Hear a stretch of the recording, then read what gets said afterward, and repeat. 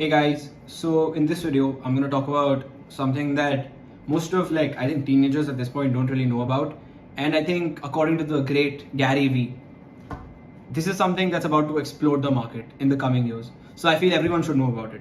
And by reading articles online, I found it's quite confusing, but also gives you some amount of light. So I'm gonna put the articles by Medium and New York Times in the description box.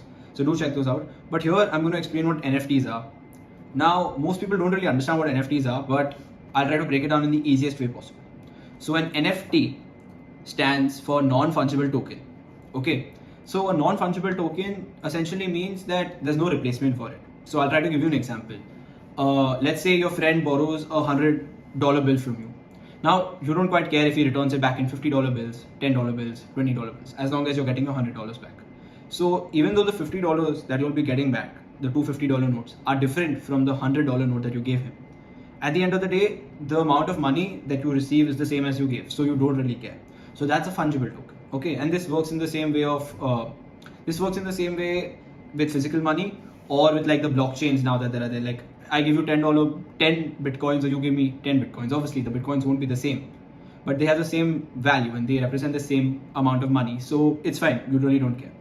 So that's where non-fungible tokens come.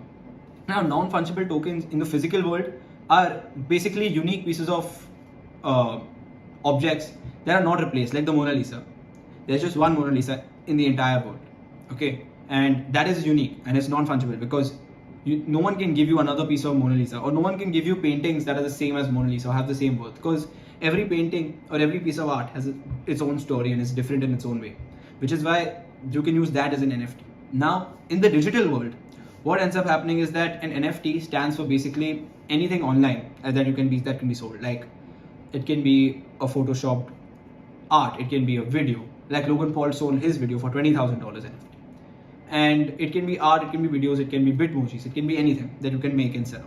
So non-fungible tokens basically gives the person who's buying it the right and the ownership privileges. So Beeple sold his artwork for $69 million.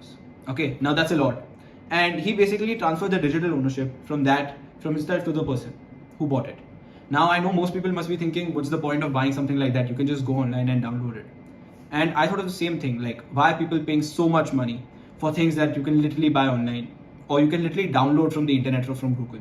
So I was thinking of all of that until I came across this one video that said a lot of people buy bags by Gucci or any other big brand which costs millions of dollars, if not millions, at least hundreds and thousands or thousands of dollars.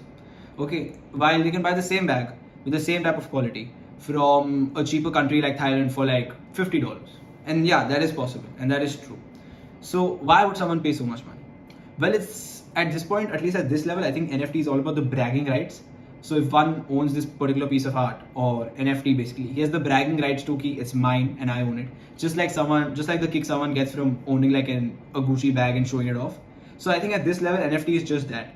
But do check out Gary Vee's video because he's explained it in much more detail. And I think he thinks that it's the next best big thing. And if he thinks it's the next big thing, then it's really something that you should keep your eye out for. So I'll see you in the next one. I hope this was helpful. If you liked it, do like, share, and subscribe. And I think in the future, I'm also going to put out a video where you can make your own NFT. So stay tuned for that. Cheers.